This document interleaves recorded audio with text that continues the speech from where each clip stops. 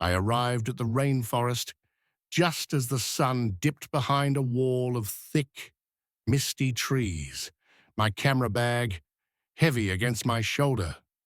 The path had narrowed over the years, branches brushing my jacket as I made my way deeper, drawn by the promise of a cabin hidden beneath decades of moss and creeping vines. The air was damp, rich with the scent of wet earth and decay, and the humidity clung to my skin, sticky and oppressive. At first, the forest seemed ordinary, the usual low hum of insects filling the spaces between distant bird calls. But even as I stepped closer, I noticed a quiet that shouldn't exist, a silence so profound it pressed against my ears, making each snap of a twig or rustle of leaf seem amplified. The cabin emerged slowly from the green, its roof sagging beneath layers of moss, walls blurred beneath centuries of overgrowth. I set down my gear, adjusting lenses and checking settings, but the air itself felt wrong, heavier than it should have been, as if the forest were holding its breath. Every sound seemed dampened, muted, even the distant cries of wildlife, hesitant, almost absent. I moved around the perimeter, noting the intricate weaving of vines over the doorframe, the way shadows pooled beneath the eaves, and a chill ran across my skin despite the humid air. Something about the place whispered of time forgotten, a solitude that wasn't natural, a presence that waited silently just beyond perception. Each step I took seemed to echo unnaturally, lingering longer than it should, as if the forest were listening, counting, marking the moments I was here. By the time I had finished setting up the tripod and camera, the forest had settled into an oppressive stillness. The usual chorus of insects had dulled to a steady drone, and I could sense an invisible weight pressing from the shadows, a quiet insistence that I was being observed. My breaths came shallow, eyes scanning the moss-draped cabin, searching for movement, for any sign that I was not alone. The air smelled of damp decay, of old wood and rain-soaked soil, of something older, buried beneath the roots. And somewhere, deep in the quiet, I felt the first flicker of unease, the subtle whisper that this cabin, hidden beneath its green shroud, might not be entirely abandoned.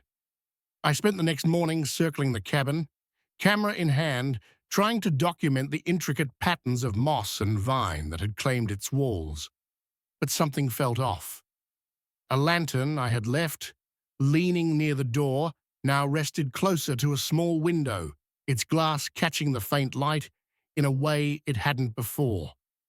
A branch that had arched gracefully over the path earlier now hung at a sharper angle, as though bent by unseen fingers.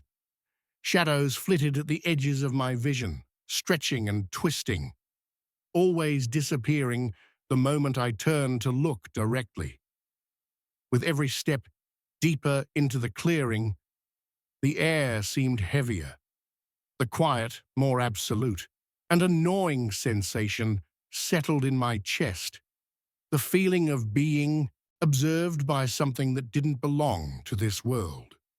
I tried to rationalize it, blaming exhaustion, the isolation, maybe the humidity playing tricks on my eyes, but the subtle shifts persisted. The forest itself seemed to breathe around me, inhaling and exhaling with a rhythm I couldn't match, and each glance over my shoulder suggested movement just beyond the edge of perception. I began to question my own senses, wondering if the forest had grown alive in the night, if the cabin and the shadows were conspiring to draw me into their slow, suffocating watch. Night fell over the cabin, thick and suffocating, and the air inside seemed colder than the damp forest outside. The boards above me creaked, with a slow, deliberate rhythm, as if someone or something, was pacing in the attic. Faint whispers drifted through the walls, a language I didn't recognize curling around the corners of the room and settling just above my head, impossible to locate. I rose from the chair, moving quietly across the floor, tracing every sound, but it always seemed to retreat, just out of reach, echoing from nowhere and everywhere at once. My flashlight caught the edges of the shadows, revealing nothing but warped wood and creeping moss pressed to the walls. Yet the feeling of being watched intensified with every heartbeat. I tried to sleep, laying on the narrow cot, eyes darting to every darkened corner, hearing the low drone of the forest outside merge with the soft creaks above. Every gust of wind through the cracks felt like breath, every shifting shadow like eyes that had followed me all day. I closed my eyes, only to hear the whispers grow slightly louder, and I realized the night had stretched into something sentient, and I was alone in its gaze. Morning brought a deceptive calm, but the cabin felt subtly different, almost deliberate, in its quiet. Items I had arranged neatly the night before were shifted just enough to unsettle me. A cup tilted, a lens cap moved an inch, small things that shouldn't have changed. Footprints in the damp soil outside didn't match my own, pressed into the earth as if someone or something had walked alongside me while I slept. The moss-covered path I had followed to the cabin appeared altered, winding in ways I hadn't remembered, the familiar shapes of roots and stones rearranged by unseen hands.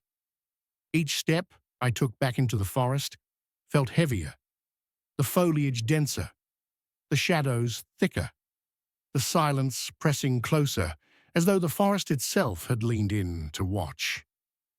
Even the air carried a subtle weight, earthy and humid, tinged with something faintly metallic, like iron hidden beneath the undergrowth.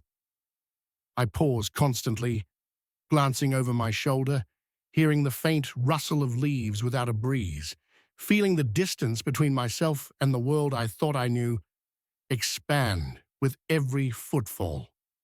The forest had shifted around me, and I realized that leaving might not be as simple as retracing my steps. As I tried to leave, the trail behind me had transformed, twisting into something almost purposeful. Trees and creeping vines had shifted into strange alignments, forming angles and gaps that felt deliberate, as if the forest itself had arranged them to block or guide me. Every step I retraced slowed my progress. Familiar landmarks no longer matched my memory, and the undergrowth seemed denser, pressing in around my legs and scraping at my sleeves. Shadows stretched and twisted with each glance, flickering just beyond the edge of my vision, and every so often I caught a subtle movement, a branch twitching when there was no wind, a shadow that seemed to stretch toward me.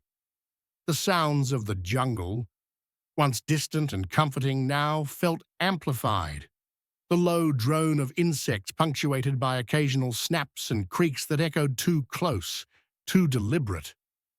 With each hurried step, the sense of being observed tightened, a quiet insistence that I was never truly alone and that the forest was shaping itself around me, patient and watchful. I couldn't tell if the patterns were a warning, a trap, or a test, but every instinct screamed that the forest's gaze had found me. By dawn, the cabin itself seemed to have changed overnight.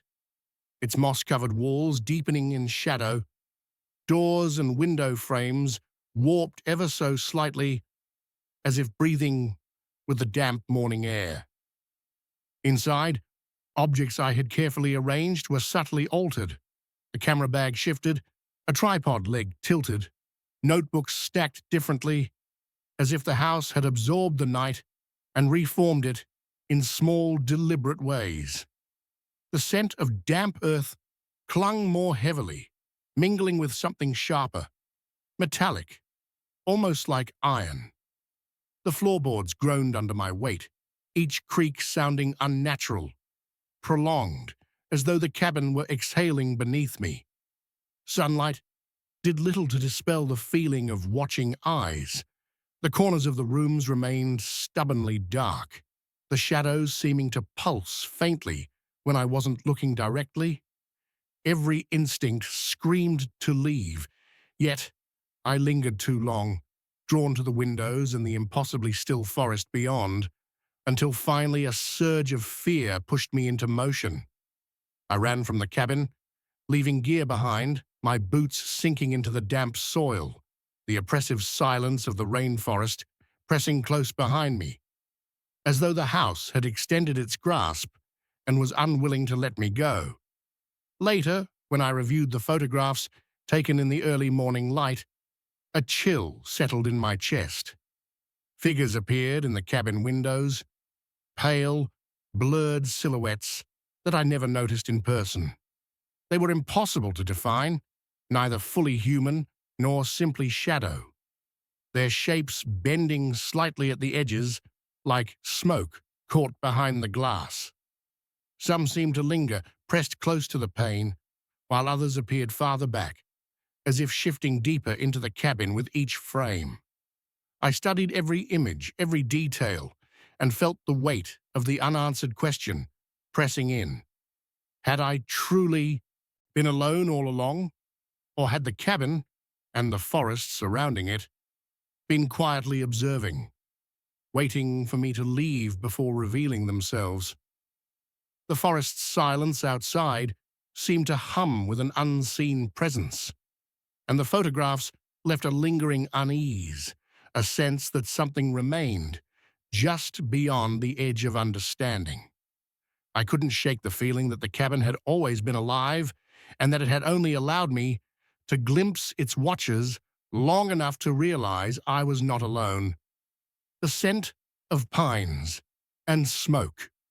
The ranger arrived at the logging outpost just as dawn began to pale the sky, expecting the familiar rhythm of inspections and quiet forest sounds. The cabin stood empty, its weathered boards bleached by years of sun and rain, but there was something different in the air that made him hesitate on the threshold. A faint, acrid smoke drifted through the pines, sharp in the nostrils, though no fire burned anywhere nearby.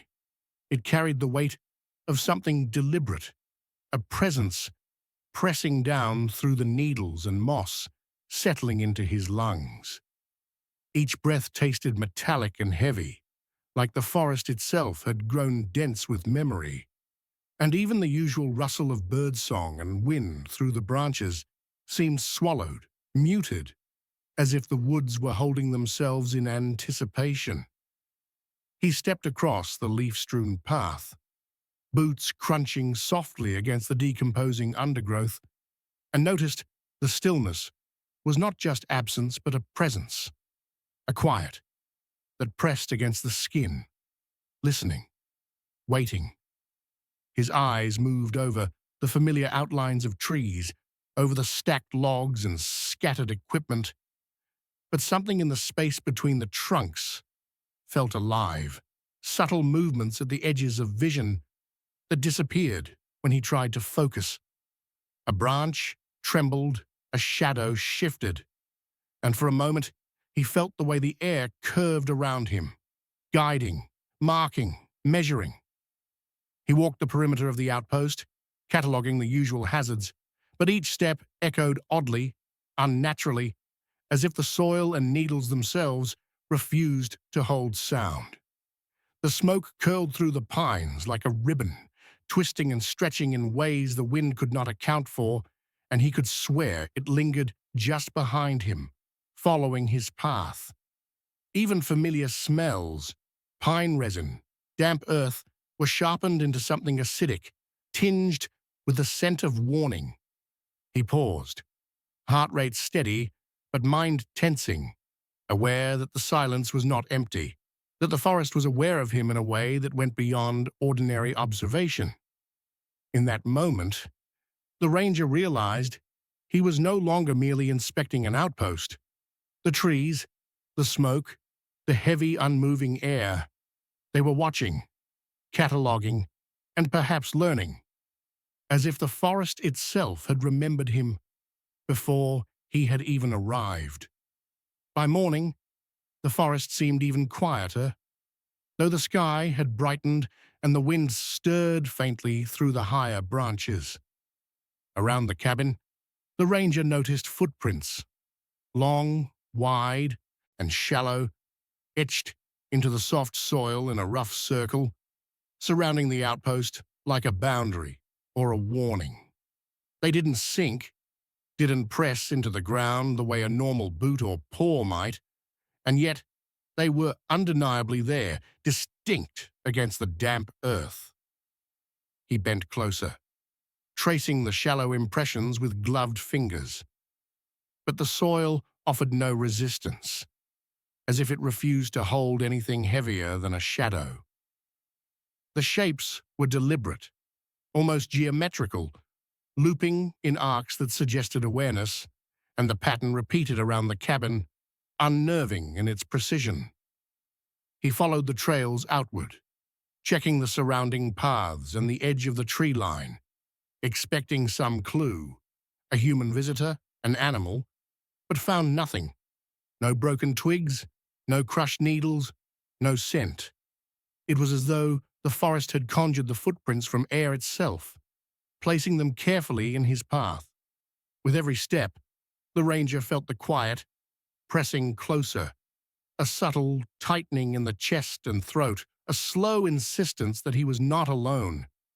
The stillness of the morning was heavier than any night he had spent in the woods. Even the birds seemed to hover at the edges, watching and waiting. He circled back toward the cabin, the faint metallic scent from the previous evening lingering under the pine canopy, and noticed that the footprints led back to the door and then dissipated, leaving the ground around the entrance untouched, pristine, as if nothing had ever walked there at all. A chill moved down his spine as he realized the forest was marking him, tracking him, or perhaps testing him. Every shallow indentation a question, every circle a warning. The rational part of his mind tried to explain it. Erosion, water patterns, sunlight, fallen branches, but nothing fit. The marks were deliberate, conscious, and they made him aware in a way he hadn't anticipated that the forest was awake, and he was now a part of its calculation, measured and recorded with each quiet, impossible footprint. Even as the morning sun climbed higher, the feeling remained, a low, constant pressure at the edges of his perception, insisting that whatever had left the prints was patient, intelligent, and waiting. Night fell heavy and slow over the outpost, carrying with it a darkness that felt thicker than the usual forest shadows. The ranger moved cautiously along the perimeter, the beam of his flashlight slicing through the blackness, illuminating only glimpses of moss and gnarled roots. Then, faintly at first, he heard it. A whisper, a sound that could have been the wind threading through pine needles, but it was too deliberate, too patterned. The whisper seemed to echo his own muttered thoughts, turning them outward, repeating them softly with a clarity that made his pulse catch. Each time he paused, the forest answered, stretching the syllables across the still air, mocking the rhythm of his breathing. The pines leaned closer in the moonlight, their trunks casting long, angular shadows that seemed to reach for him, bending in ways the trees should not. He stepped carefully, each footfall deliberate, and the whispers shifted, sliding across the soft hum of the night, like a slow tide, rising and falling just beyond comprehension. Somewhere deeper in the woods, another sound emerged, low and measured, almost like a heartbeat pressed into the soil, syncing with his own. The ranger realized the forest was not only listening, but learning, cataloging the pattern of his steps, the cadence of his thoughts, the small shifts of his flashlight. He stopped, straining against the oppressive quiet that followed, aware that the echoes were not accidental, that each whispered repetition carried intent. Every shadow seemed to quiver with anticipation, and he could feel the subtle pressure of eyes, just beyond the edge of the light, waiting, patient, and unblinking. The air smelled faintly of smoke, metallic and sour, and for a moment he imagined the whispers rising from beneath the earth itself, from some hidden place where the roots and soil had gathered memory, shaping it into sound. He moved again, slower now, each step, testing whether the pattern would repeat, and the whispering followed, precise and deliberate, confirming his suspicion. The forest was awake, not in the sense of life he knew, but in something older, deliberate and unfathomable. And the ranger understood that whatever watched him, whatever learned him, would not allow him to leave unmarked. By the next morning, the ranger noticed new marks on the tree trunks encircling the outpost, charred symbols etched deep into the bark, their edges blackened but not singed by any nearby flame. The smell of smoke lingered faintly, sour and acrid, curling through the pines in invisible currents that seemed to follow him wherever he walked. Each symbol was deliberate, geometric in shape, forming partial circles around the cabin, patterns that suggested intent and purpose beyond comprehension. He ran his fingers along one, expecting roughness or splintered wood, but the surface was smooth, almost polished, as if the trees themselves had accepted the imprint. Unease coiled in his stomach as he traced the sequence from tree to tree, realizing that the marks mapped a path, a boundary, or perhaps a warning, something designed to keep him contained or to measure him. The deeper he moved into the circle, the heavier the air became, the acrid scent pressing against his nose, mingling with the subtle hum of unseen movement in the undergrowth. Each step seemed to amplify the quiet, every crackle of dry needles underfoot resonating in a way that felt watched, recorded, and catalogued. He paused frequently, scanning the shadows, trying to understand the language he could not read, the threat he could not see. A low rustle traveled through the underbrush, almost imperceptible. Yet it made the hair on his neck rise. The forest felt alive in a way that was not natural, every trunk bending slightly toward him, shadows stretching unnaturally long across the earth. The ranger's rational mind wrestled with explanation, but logic failed in the presence of something so deliberate, so intentional, that the forest itself seemed to be aware of him. As he backed away toward the cabin, the symbols appeared to align in perspective with his own movements, the blackened patterns circling in on themselves, the space around him growing tighter, the air charged with the sense of unseen scrutiny.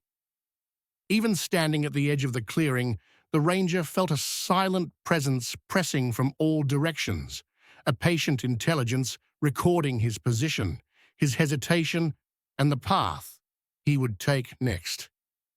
By the time the sun broke fully through the canopy, he knew with a certainty that leaving the forest would not undo the attention he had drawn, nor erase the marks of the forest's memory etched into the bark and into him.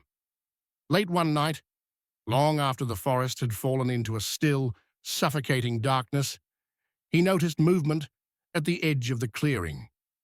A crouched figure lingered just beyond the pool of his flashlight, unnervingly still as if studying him, waiting. He raised the beam, sweeping it across the underbrush, and the shape vanished, dissolving into the shadows with a silence that felt almost sentient. The air thickened around him, carrying the metallic tang he had come to associate with danger, and the forest seemed to lean closer, listening. He stepped toward the spot, heart hammering, eyes scanning the empty space, expecting to find footprints, disturbed needles, some evidence of a presence. But there was nothing, only the pressure of being observed, the subtle impression of weight in the soil that refused to be read, and a lingering certainty that the figure had not moved. It had only chosen to hide. Every time he turned, every step he took, the darkness seemed to fold in, closing in from the periphery, whispering against his ears with the faintest rustle of pine needles. The normal sounds of the night, the distant owl, the wind through the branches, had gone, replaced by a silence that pressed into his chest. Even after pacing the perimeter, scanning every tree, every shadow, the ranger felt the presence still there, patient, waiting and entirely unreadable. That night, he left the outpost with a new unease, a sense that the forest itself had shown him something not meant to be understood, and that the figure, though unseen, would remain with him, memorized in the darkness long after he stepped beyond the pines. At dawn, he packed his belongings and left the outpost, the acrid scent of smoke clinging stubbornly to the pine-scented air. The trail that had guided him in now seemed different, uneven, as if the earth itself had shifted overnight. Step by step, he retraced his route, glancing behind him only to notice something impossible. His own footprints vanished from the soft soil. Every boot mark, every imprint he had made, had been erased, leaving the path pristine, untouched, as though he had never walked it at all. A creeping dread settled over him, a cold certainty pressing against his chest, and he realized that leaving the outpost might not free him from the forest's watch. He tried to convince himself it was a trick of the light, damp soil shifting with moisture. But even as he moved faster, the sense of being followed intensified. The trees leaned closer, shadows stretching to meet him in ways they shouldn't, their blackened symbols faintly visible at the edges of vision, forming silent, circular boundaries he could not cross without notice. The forest had taken his presence, catalogued it, and then purged all proof that he had been there, leaving only the knowledge that he had been observed and remembered. With each step toward civilization, the quiet became heavier, charged, as if every breath he drew was catalogued, measured, and recorded. He dared not look over his shoulder, fearing that even a glance might reveal something moving silently in the underbrush, tracking, learning, waiting.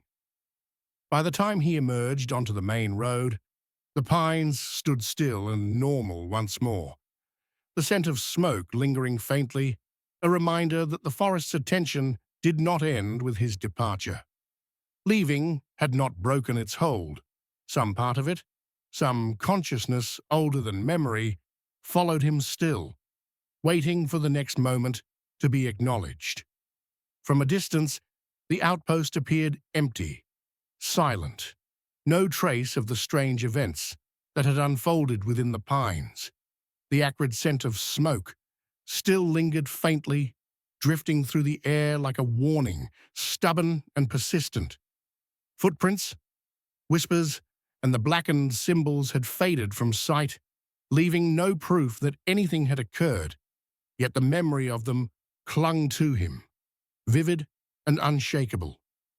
Even far from the clearing, he could feel it, the weight of unseen eyes, the subtle shift in the wind that carried the forest's awareness, an intelligence patient and enduring. Every shadow seemed to stretch toward him in ways that made his skin crawl, every rustle of leaves a potential message, an echo of the forest's knowledge. He realized that the land had recorded his presence, absorbed it into its quiet, watchful memory, and rewritten the world around him so that the trail could no longer betray him, nor could he escape its observation. The forest had not let him go. It had simply chosen to follow, silently, invisibly, storing the events, the fear, and the proof of him, for a time when it might be needed again.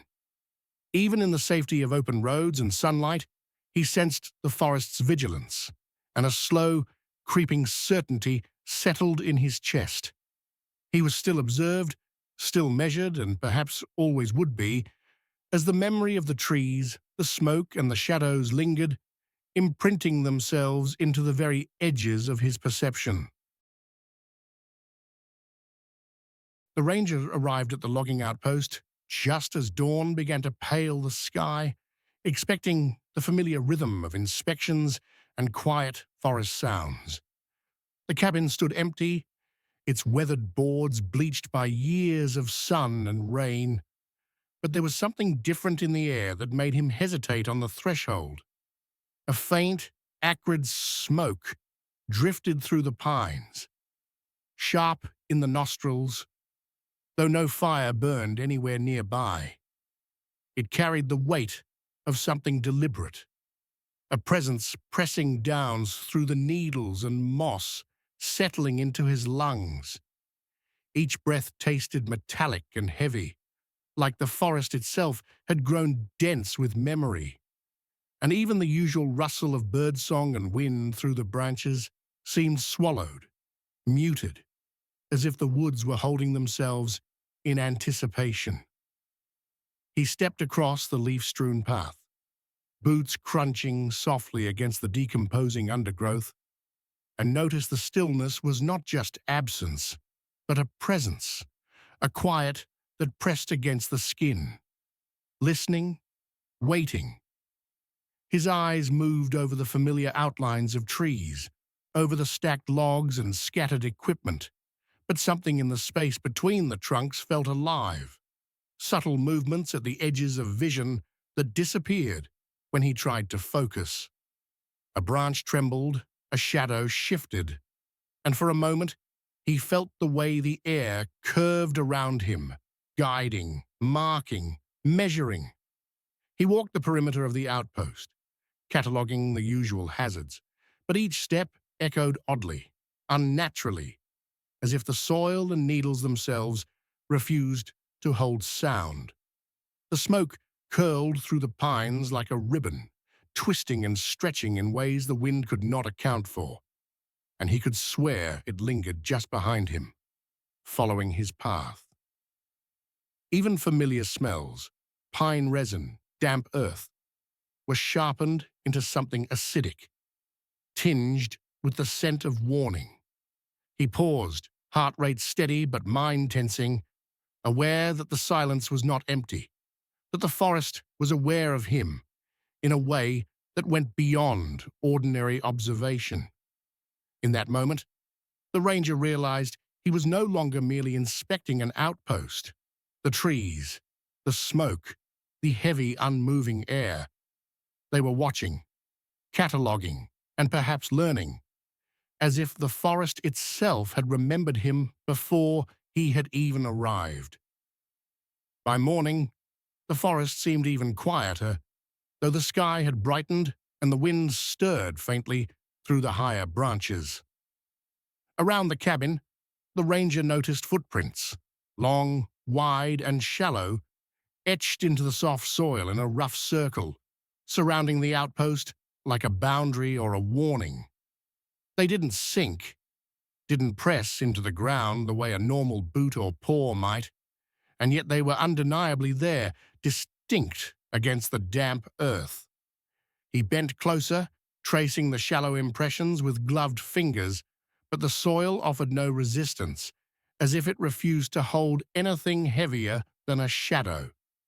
The shapes were deliberate, almost geometrical, looping in arcs that suggested awareness, and the pattern repeated around the cabin, unnerving in its precision.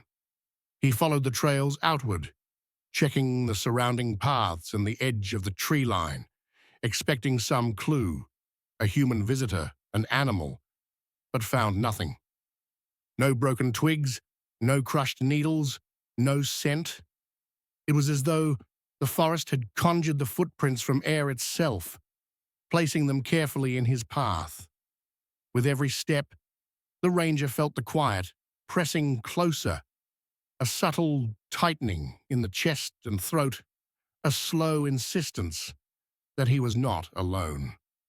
The stillness of the morning was heavier than any night he had spent in the woods. Even the birds seemed to hover at the edges, watching and waiting. He circled back toward the cabin.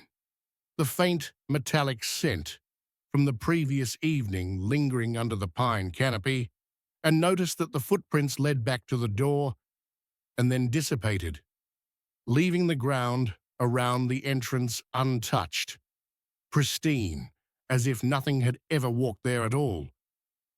A chill moved down his spine as he realized the forest was marking him, tracking him, or perhaps testing him. Every shallow indentation, a question, every circle a warning.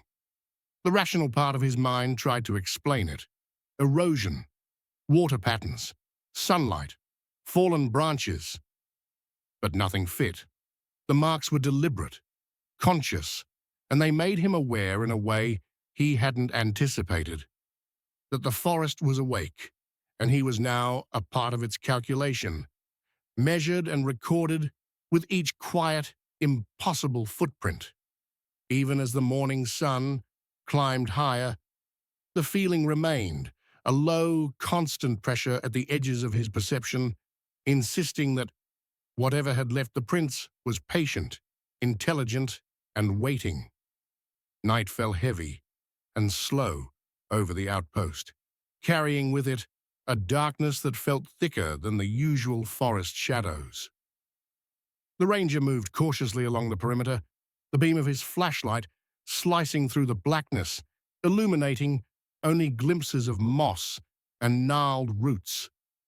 Then, faintly at first, he heard it, a whisper, a sound that could have been the wind, threading through pine needles, but it was too deliberate, too patterned. The whisper seemed to echo his own muttered thoughts, turning them outward, repeating them softly with a clarity that made his pulse catch. Each time he paused, the forest answered, stretching the syllables across the still air, mocking the rhythm of his breathing. The pines leaned closer in the moonlight, their trunks casting long, angular shadows that seemed to reach for him, bending in ways the trees should not. He stepped carefully, each footfall deliberate, and the whispers shifted, sliding across the soft hum of the night like a slow tide, rising and falling just beyond comprehension. Somewhere deeper in the woods, another sound emerged, low and measured, almost like a heartbeat pressed into the soil, syncing with his own. The ranger realized the forest was not only listening, but learning, cataloging the pattern of his steps, the cadence of his thoughts, the small shifts of his flashlight. He stopped, straining against the oppressive quiet that followed, aware that the echoes were not accidental, that each whispered repetition carried intent. Every shadow seemed to quiver with anticipation, and he could feel the subtle pressure of eyes just beyond the edge of the light, waiting, patient and unblinking. The air smelled faintly of smoke, metallic and sour, and for a moment he imagined the whispers rising from beneath the earth itself, from some hidden place where the roots and soil had gathered memory, shaping it into sound. He moved again, slower now, each step, testing whether the pattern would repeat, and the whispering followed, precise and deliberate, confirming his suspicion. The forest was awake, not in the sense of life he knew, but in something older, deliberate and unfathomable. And the ranger understood that whatever watched him, whatever learned him, would not allow him to leave unmarked. By the next morning, the ranger noticed new marks on the tree trunks encircling the outpost, charred symbols etched deep into the bark, their edges blackened but not singed by any nearby flame. The smell of smoke lingered faintly, sour and acrid, curling through the pines in invisible currents that seemed to follow him wherever he walked. Each symbol was deliberate, geometric in shape, forming partial circles around the cabin, patterns that suggested intent and purpose beyond comprehension. He ran his fingers along one, expecting roughness or splintered wood, but the surface was smooth, almost polished, as if the trees themselves had accepted the imprint. Unease coiled in his stomach as he traced the sequence from tree to tree, realizing that the marks mapped a path, a boundary, or perhaps a warning, something designed to keep him contained or to measure him. The deeper he moved into the circle, the heavier the air became, the acrid scent pressing against his nose, mingling with the subtle hum of unseen movement in the undergrowth. Each step seemed to amplify the quiet, every crackle of dry needles underfoot resonating in a way that felt watched, recorded, and catalogued. He paused frequently, scanning the shadows, trying to understand the language he could not read, the threat he could not see. A low rustle traveled through the underbrush, almost imperceptible, yet it made the hair on his neck rise. The forest felt alive in a way that was not natural, every trunk bending slightly toward him, shadows stretching unnaturally long across the earth. The ranger's rational mind wrestled with explanation, but logic failed in the presence of something so deliberate, so intentional, that the forest itself seemed to be aware of him. As he backed away toward the cabin, the symbols appeared to align in perspective with his own movements, the blackened patterns circling in on themselves, the space around him growing tighter, the air charged with the sense of unseen scrutiny. Even standing at the edge of the clearing, the ranger felt a silent presence, pressing from all directions, a patient intelligence recording his position, his hesitation, and the path he would take next. By the time the sun broke fully through the canopy, he knew with a certainty that leaving the forest would not undo the attention he had drawn, nor erase the marks of the forest's memory etched into the bark and into him. Late one night, long after the forest had fallen into a still, suffocating darkness, he noticed movement at the edge of the clearing. A crouched figure lingered just beyond the pool of his flashlight, unnervingly still, as if studying him.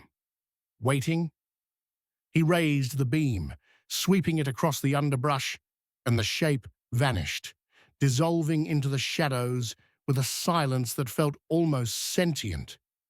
The air thickened around him, carrying the metallic tang he had come to associate with danger, and the forest seemed to lean closer, listening.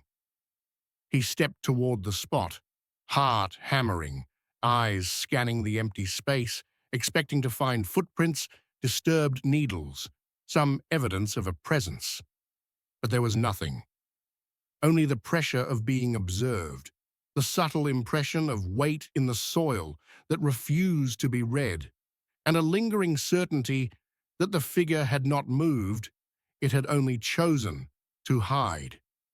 Every time he turned, every step he took, the darkness seemed to fold in, closing in from the periphery, whispering against his ears with the faintest rustle of pine needles. The normal sounds of the night, the distant owl, the wind through the branches, had gone, replaced by a silence that pressed into his chest. Even after pacing the perimeter, scanning every tree, every shadow, the ranger felt the presence still there, patient, waiting, and entirely unreadable. That night, he left the outpost with a new unease, a sense that the forest itself had shown him something not meant to be understood, and that the figure, though unseen, would remain with him, memorized in the darkness long after he stepped beyond the pines. At dawn, he packed his belongings and left the outpost, the acrid scent of smoke clinging stubbornly to the pine-scented air. The trail that had guided him in now seemed different, uneven, as if the earth itself had shifted overnight. Step by step, he retraced his route, glancing behind him only to notice something impossible. His own footprints vanished from the soft soil. Every boot mark, every imprint he had made, had been erased, leaving the path pristine, untouched, as though he had never walked it at all. A creeping dread settled over him, a cold certainty pressing against his chest, and he realized that leaving the outpost might not free him from the forest's watch. He tried to convince himself it was a trick of the light, damp soil shifting with moisture. But even as he moved faster, the sense of being followed intensified. The trees leaned closer, shadows stretching to meet him in ways they shouldn't. Their blackened symbols faintly visible at the edges of vision, forming silent, circular boundaries he could not cross without notice. The forest had taken his presence, catalogued it, and then purged all proof that he had been there, leaving only the knowledge that he had been observed and remembered. With each step towards civilization, the quiet became heavier, charged, as if every breath he drew was catalogued, measured, and recorded. He dared not look over his shoulder, fearing that even a glance might reveal something moving silently in the underbrush, tracking, learning, waiting. By the time he emerged onto the main road, the pines stood still and normal once more, the scent of smoke lingering faintly, a reminder that the forest's attention did not end with his departure. Leaving had not broken its hold. Some part of it, some consciousness older than memory, followed him still, waiting for the next moment to be acknowledged. From a distance, the outpost appeared empty, silent. No trace of the strange events that had unfolded within the pines. The acrid scent of smoke still lingered faintly, drifting through the air like a warning, stubborn and persistent. Footprints, whispers, and the blackened symbols had faded from sight, leaving no proof that anything had occurred. Yet the memory of them clung to him, vivid and unshakable. Even far from the clearing, he could feel it, the weight of unseen eyes, the subtle shift in the wind that carried the forest's awareness, an intelligence patient and enduring. Every shadow seemed to stretch toward him in ways that made his skin crawl. Every rustle of leaves a potential message, an echo of the forest's knowledge. He realized that the land had recorded his presence, absorbed it into its quiet, watchful memory, and rewritten the world around him so that the trail could no longer betray him, nor could he escape its observation.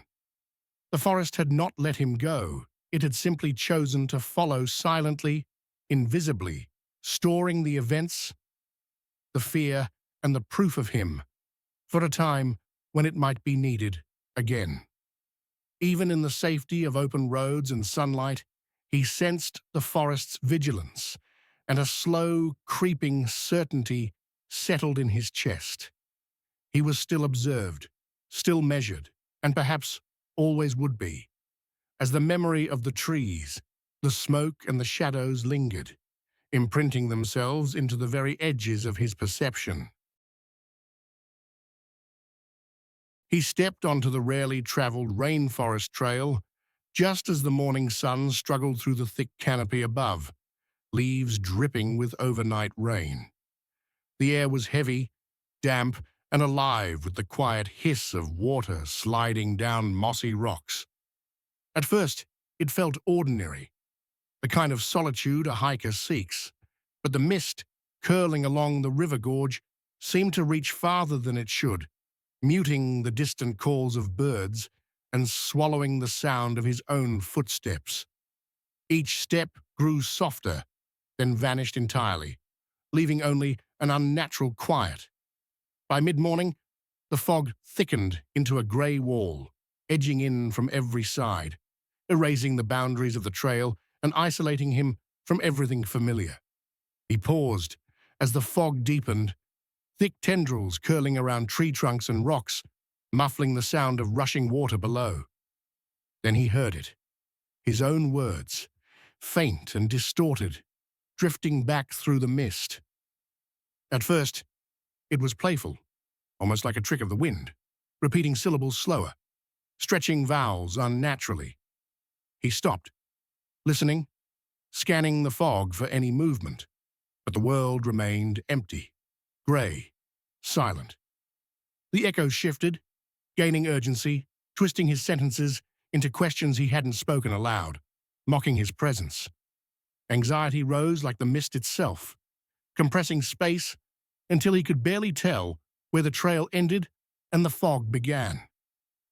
Every step felt heavier, the forest shrinking around him into a grey, suffocating bubble of soundless dread. Movement flickered at the edge of his vision, branches bending as if something passed through them, shadows stretching and twisting between the trees. Each time he spun around, nothing remained, only fog and empty air. Familiar landmarks along the trail began to vanish, swallowed by the grey mist that seemed to move with a will of its own. The hiker's pace quickened, yet every turn and the step brought disorientation, as though the forest itself had reshaped behind him. Shapes slid just beyond reach, disappearing when he focused on them, and the oppressive fog compressed closer with every breath.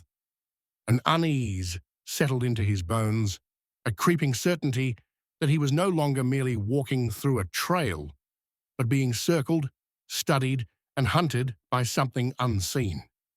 The fog thickened until it felt alive, pressing against him with every step, turning the forest into a grey, suffocating prison. The echoes changed, no longer random, but personal. Repeating fragments of conversations from his past, questions he had never spoken aloud. He called out, testing the sound, but the mist answered first, warping his own words into something twisted, almost questioning, almost accusatory. Panic rose like smoke in his chest, and the line between himself and the fog blurred with every heartbeat. Every step forward felt mirrored, every movement delayed, as if the mist had learned his rhythm. The trail ahead dissolved, the ground beneath him uncertain, leaving him trapped in a space where memory, sound, and fog merged into a single, creeping dread. He ran along the river gorge, each footfall swallowed by the thick, compressing fog that made the trail stretch endlessly before him. Shadows slid alongside him, always at the periphery, vanishing whenever he turned, yet their presence was undeniable. The whispering returned, faster now, circling his ears, twisting and overlapping with his own thoughts. His footing became treacherous, roots and rocks hidden beneath the grey veil, and stopping felt impossible. Pausing only brought the fog closer, more oppressive. The forest itself seemed alive, pressing in from all sides, bending space and sound, forcing him onward. Every breath came sharp and cold, every step heavy, and the dread of unseen eyes made it impossible to tell where the hiker ended and the mist began. When he finally stumbled from the fog, the trail behind him had disappeared entirely.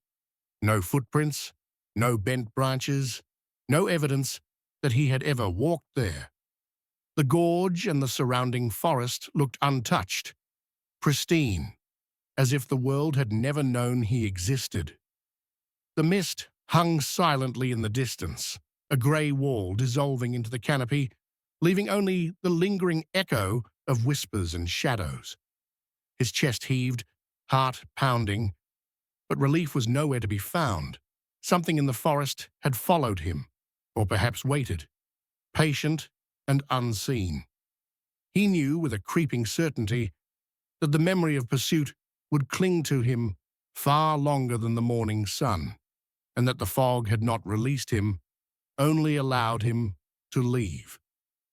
She arrived at the cabin as the first mist of morning hung low over the ferns, the dew making the forest floor shimmer like glass. Everything felt untouched, impossibly quiet, the kind of silence that pressed in at the edges of her hearing. Birds called from somewhere distant, but no other sound disturbed the air. As she unpacked her gear, she noticed small, flickering movements in the corners of her eyes. Ferns quivering, though there was no wind, shadows twitching where they shouldn't. Each time she turned, there was nothing, yet the feeling of being watched clung to her, subtle and persistent. A note she had left on the cabin table seemed slightly out of place, askew by a fraction too precise to be accidental. That night, as the fog settled thicker around the cabin, she could not shake the sense that eyes were waiting just beyond the ferns, patient and deliberate. And she realized the forest was no longer merely scenery. It was aware of her presence. She worked through her notes as the sunlight shifted through the canopy, but the forest no longer felt neutral. Pairs of eyes blinked at her from the dense undergrowth, too quick, too deliberate to belong to any animal she knew. Rustling rose above the normal hum of insects and distant birds, subtle at first, then sharper, like the forest itself was stirring around her. She tried to track the shapes, moving from fern to fern, but every form dissolved into shadows the moment she focused on it. Nothing matched the creatures catalogued in her guides, and a creeping unease settled into her chest as she realized the eyes were following her movements, circling, shifting, waiting. By evening, the shadows had taken on a rhythm, a deliberate pacing that made the air tight, and she could no longer tell whether the forest was alive or if she was already part of something it had been watching all along. By midday, she returned to her workspace, expecting the notebook and field guides to be exactly where she had left them. Instead, the pages had vanished, leaving a bare patch of table beneath the afternoon light. When she searched the ferns just beyond the porch, she found them later, neatly arranged, but not as she had left them. Symbols and patterns sprawled across the pages, unfamiliar and precise, as though some unseen hand had rewritten her observations. Each time she tried to place them back, they returned, subtly altered. The forest's quiet, punctuated by tiny movements she could not identify. A low hum of tension followed her everywhere, and she began to question whether the eyes she had seen were only the beginning. Something larger, older, and deliberate was observing, responding, shaping her presence. And the forest seemed to whisper that she was no longer just a visitor. As dusk settled, she noticed subtle movements high above the cabin. The faintest echoes of footsteps in the canopy that weren't made by any human she could see. Small lights appeared among the branches, flickering at first, then moving with deliberate, almost choreographed precision, as if the forest itself had learned to track her. She noted their timing and paths, trying to rationalize what she saw, but the pattern felt too intentional, too aware, too directed at her. Each flash of illumination made her chest tighten, every step overhead synchronized with a silent rhythm that her body seemed to feel before her mind could process it. By nightfall, the light's behavior no longer resembled wildlife or natural phenomena. They watched, they tracked, and the forest had begun speaking a language she could not yet understand.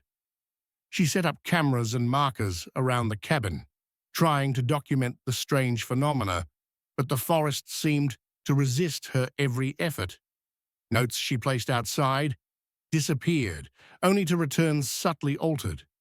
The symbols and spacing deliberately changed, as if someone or something was reading over her shoulder. The ferns themselves seemed to part and close on their own, brushing against her arms like ghostly fingers, leaving trails in the dew where nothing had passed. Every observation, every attempt at control, felt manipulated, as though the forest knew her intentions before she acted. Isolation wrapped around her like a living thing, and she realized that the woods were no longer just a backdrop.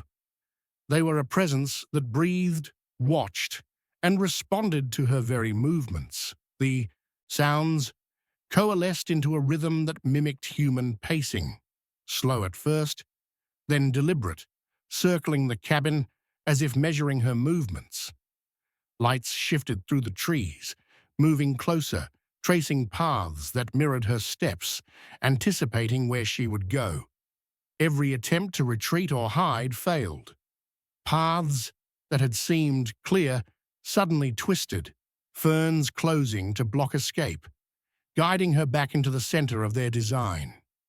She could feel the weight of awareness, pressing from all sides, an intelligence observing and responding to her presence, patient and unyielding. The forest was no longer just around her. It was inside her world, calculating, knowing, and she realized she had become part of something far older than herself. Morning came, but the cabin was empty, silent, except for the field notes scattered across the table.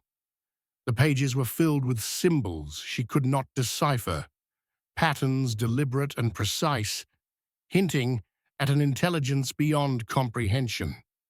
There was no trace of her, no footprints, no sign she had ever moved from the porch, but the forest had reclaimed the space as if she had never belonged.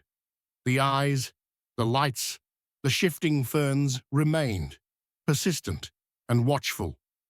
A reminder that the forest's awareness had not ended with her disappearance. Somewhere beyond the canopy, movement continued, subtle and deliberate, and the questions of what had watched her and why lingered, unresolved, echoing long after the cabin fell silent. He arrived at the remote cliffside lookout just as the sun began to tilt low over the horizon, the wind thin and biting against his face. The air carried the damp, lingering scent of pine needles pressed into stone, and the ridge stretched below him like a yawning, silent abyss. The cabin seemed abandoned, quiet, to the point of unease, its windows reflecting pale sky, without a single flicker of life. And then he noticed the rope, dangling over the edge of the cliff, old, frayed, moving slightly despite the air holding still. Each sway seemed purposeful, deliberate, almost watching him as he stepped closer, a quiet signal that the ridge itself might be waiting. That night, returning to the cabin, he noticed the rope had shifted slightly closer to the structure, swaying with a rhythm that made his stomach tighten. The walls of the cabin groaned and creaked, faint at first, then in a slow, deliberate cadence, like footsteps pacing just beyond reach along the ridge. He told himself it was the settling wood, a stray gust, anything natural, but the rope's movement felt intentional, almost purposeful, and the shadows it cast seemed to linger longer than they should. Each sound, each subtle shift of light, carried a weight, a quiet insistence that he was no longer alone, that the ridge and whatever moved upon it were aware of his every step. On the third night, he awoke to a heat in the air that made the cabin feel oppressive, and that's when he saw them. Elongated handprints scorched into the wooden walls near the windows, blackened and raw, as if something had pressed itself there with intent. Outside, the rope had shifted again, leaning toward the cabin in a deliberate, almost sentient gesture. Each floorboard groaned under invisible weight, subtle tremors moving through the structure as if it breathed along with him. The air felt heavy, vibrating with tension, pressing in against his ears and chest, and though every instinct urged him to leave, some tether, fear, curiosity, or unseen force, kept him rooted to the place, watching, waiting. By dawn, the rope had vanished, leaving only the cold bite of morning air and the lingering sense of being observed. The ridge itself seemed altered, leaning subtly toward the cabin, as though the land had shifted in the night to watch him more closely. Shadows pooled deeper against the cliff's edge, unnaturally dense, bending and stretching, where light should have fallen evenly. Every step outside felt like crossing a boundary. The landscape no longer neutral but deliberate, alive in a quiet, creeping way that pressed against the edges of his mind. He realized the ridge was not passive. It had noticed him, had moved, and whatever force lingered in the ropes, and the slope waited for the next moment to act. He packed his gear slowly, every movement deliberate, as if hesitation could somehow delay whatever had been following him on that ridge. The morning air was crisp, carrying the faint scent of damp, pine and wet stone, yet beneath it lingered a metallic tang that made his stomach knot. The cabin, which had felt ordinary when he arrived, now exuded a predatory presence, its walls and windows thick with a quiet weight. Each creak of the floorboards under his hands and boots echoed unnaturally, stretching the seconds until they became heavy and intimate, like a heartbeat that wasn't his own. Outside, the ridge seemed unchanged at first glance, the cliffs bright with early sunlight, yet he could feel its subtle incline, leaning toward the cabin, the slope pressing down with the invisible gravity of observation. The rope, wherever it had hung before, had left an absence that weighed as much as a physical presence. He stepped onto the wooden deck, and the cold touch of morning dew clinging to the planks sent a shiver through him. Every tree along the ridge appeared more deliberate in its placement, shadows pooling and shifting as if they remembered the events of the night.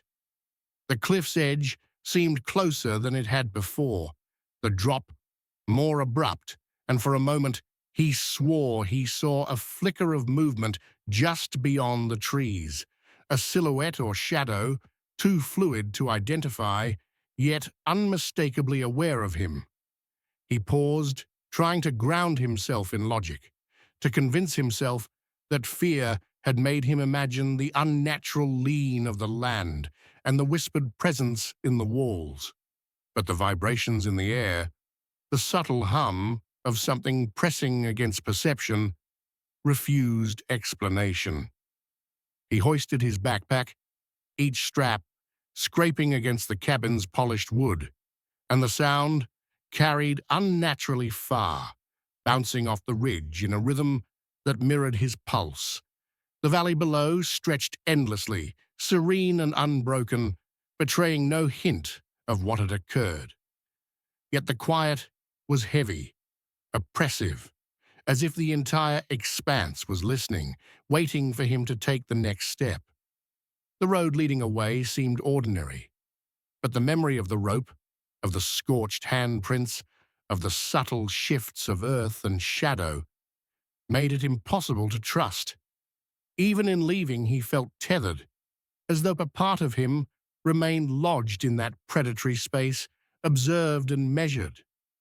Every gust of wind felt purposeful, bending the treetops and whispering through the needles, with a tone too deliberate to be natural. The slope of the ridge, subtle yet insistent, tugged at perception and balance, reminding him of the night when the cabin walls had vibrated under invisible weight. He dared a final glance at the cliff's edge, expecting the rope, the shadow, the movement, but saw only sunlight and silence. The absence itself was cruel, almost palpable, a space filled with potential and menace. As he walked toward his truck, each step carried the echo of the cabin, of the ridge, and of something older and patient. Every instinct screamed that the ridge and the rope, or whatever force had made them move, had not released him. They had marked him, measured him, and would remember. Even when the vehicle rumbled beneath him and the tires crunched on gravel, the sensation of being observed did not fade. The world outside the ridge seemed normal, but inside him, the knowledge persisted. The cliff and the cabin had not simply existed. They had watched, they had waited, and they would continue to wait for anyone who thought to wander so carelessly into their quiet, deliberate domain. The route started like any other. The familiar hum of the delivery truck rolling along the narrow Forest Creek Road, headlights brushing over the dirt and scattered pine needles. He always liked this stretch, usually full of running water and night insects, but that evening the creek bed beside him was bone dry, unusually silent, as if something had drained the life out of it. A faint whispering drifted from the hollow below, thin and deliberate, too steady to be wind brushing through leaves. The forest around him seemed to hold still, pressing its silence against the windows, listening as he passed. When the road curved toward the long bend, he caught sight of a shape ahead, just a shadow at first, standing in the middle of the creek bed, waiting for him where the road bowed into darkness. The sight made his foot hover over the brake without thinking, the whispering growing softer, almost expectant, as though something down there knew he'd seen it. The next night, he returned along the same stretch, thinking the shadow had been a trick of tired eyes.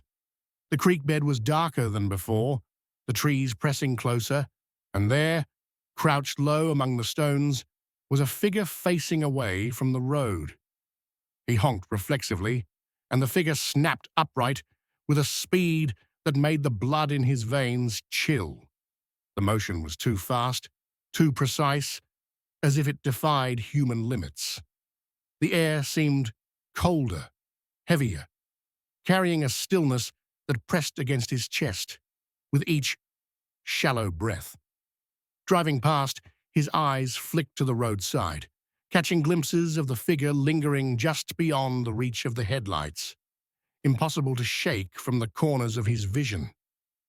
Every shadow seemed alive, and the silence of the forest had grown thick, waiting, patient, as if the shape, and whatever it represented, was learning him. The following night, he felt a weight pressing on his chest before he even reached the creek. Two figures crouched in the hollow, still at first, then began murmuring, his own thoughts, spoken in low, deliberate tones that made his skin crawl. Every step he took felt anticipated. Every shift of his hands, every inhale echoed back at him in the whispered cadence of those unblinking shapes. The forest itself seemed to bend toward him, listening, holding its breath as if the trees had become complicit in the figure's surveillance. His truck's tires crunched over loose stones, yet the murmuring continued, a taunting, intelligent repetition, and he realized, with a creeping dread, that he was no longer moving through the woods. He was being guided, or perhaps herded, by something that knew him intimately. The shadows pressed closer at the edges of the headlights, hinting that the hollow had grown more crowded while he wasn't looking. On the third night, the creek road no longer felt like his own. Dozens of thin, elongated silhouettes rose along both sides, rigid and unmoving, stretching beyond the edges of the truck's headlights. Their pale, featureless faces reflected nothing, yet every movement of his wheel seemed anticipated, as though the forest itself had conspired to place them there. He pressed the accelerator, and the shadows held, unblinking, their heads perfectly aligned, eerily synchronized. Then, in a moment that froze his blood, each head turned toward him simultaneously, as if measuring him, counting him, judging the path he had chosen. The air grew dense, oppressive, carrying a quiet hum of anticipation, warning that the road was no longer safe, and that leaving might be only the beginning of whatever had claimed this hollow. The next night, he returned to the creek road, the memory of the line of figures etched into his mind like a warning he could not ignore. The forest felt heavier this time, as if it had grown thicker in his absence, pressing against the truck from every side. Shadows stretched unnaturally along the road, twisted into impossible angles. And when his headlights swept across them, the figures were already there, more numerous than before, their thin, featureless bodies forming a rigid barricade along the creek. He thought the truck's lights would reveal them, give him some grounding in reality, but their blank faces reflected nothing. No eyes, no expression, only pale, smooth surfaces that seemed to absorb the light, leaving him with the sense that he was staring at voids where humanity should have been. The forest seemed to pause, the normal hum of insects and rustling leaves fading into a tense, suspended silence. Each figure was positioned deliberately, their spacing unnervingly even, and with every turn of the wheel, they adjusted, subtly but perfectly, as though they were not separate beings but extensions of the road itself, moving in quiet anticipation. A cold wind rose from the creek bed, brushing against the truck with a breath that carried no scent, but felt like it came from deep within the earth, deliberate and watching. He tried to convince himself this was an elaborate trick of shadows, a hallucination from the endless night driving, but the way the shapes multiplied with his every glance suggested intelligence, purpose. He pressed the accelerator, feeling the hum of the engine reverberate through the rigid forest silence. But the figures did not falter. The closer he got, the more the shadows seemed to stretch toward him, curling along the roadside like black fingers reaching for something unseen. The truck's headlights swept across the creek again, and he noticed the first faint movement. The featureless faces were tilting slightly, in perfect unison, as though measuring his speed, his direction, predicting his next turn. A panic lodged in his chest, but the forest pressed him forward, constraining his options, making the road feel impossibly narrow despite the open darkness beyond the trees. Every instinct screamed to flee, yet each movement seemed anticipated, each thought mirrored in the unnatural stillness of the forest. He glimpsed a break in the line up ahead and swerved toward it. only to find more figures had appeared, filling the space before he could react. The shadows multiplied deliberately, as if counting him, herding him along the path like prey. The air itself seemed to thrum with a quiet awareness, a low, almost imperceptible vibration that resonated through his bones. Every fiber of his body tensed as he realized that leaving the road might not free him. The forest had already marked him. And then, as he rounded a bend, the figures ahead stiffened completely, their blank faces aligned perfectly with his trajectory. For a moment, the world felt suspended, the forest holding its breath, waiting. It was no longer the shapes that unnerved him, but the sense that they were not separate, that the darkness itself was alive, and he was walking, or driving, directly into its awareness. The road was no longer a path, it was a trap, and he was the only thing moving within it. The forest was patient, silent, and somehow it was watching him learn what it meant to be the hunted. He woke the next morning with the taste of metal on his tongue and the memory of the faceless line etched into his mind, stretching along the creek road like a warning he couldn't ignore. Every mile he drove felt charged, as though the forest itself were leaning in, observing him from both sides. The road curved, narrow and winding, yet he was certain the silhouettes had not moved, only multiplied in his memory, hovering at the edge of his vision like shadows that knew his every turn. The air was dense, heavy with the scent of damp earth and decaying leaves, and each inhalation reminded him that the forest had learned him, catalogued him, and might follow him home if he let his guard slip. At first, he tried to focus on ordinary details, the broken fence along the roadside, the glint of dew on fallen branches, but even the familiar terrain seemed altered. Shapes that should have been mundane twisted in the corners of his eyes.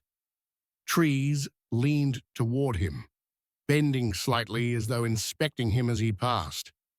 A branch scraped the truck roof, a sound so sharp and deliberate it could have been a knock, a warning, or a test.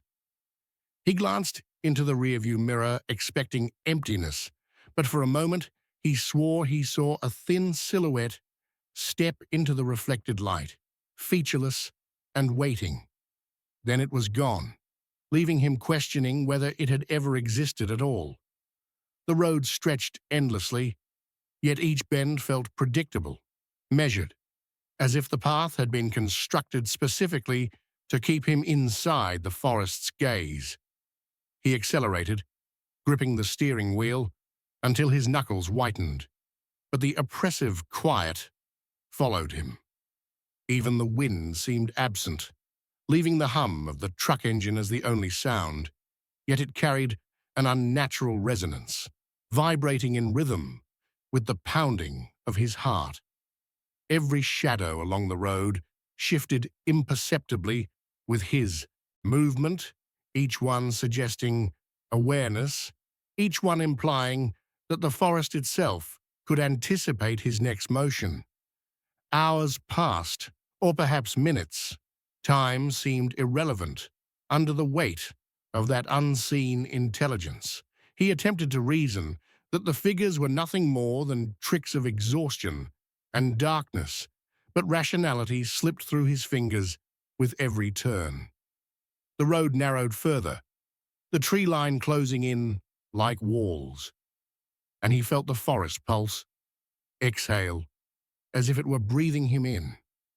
A flicker of movement on the roadside caught his eye.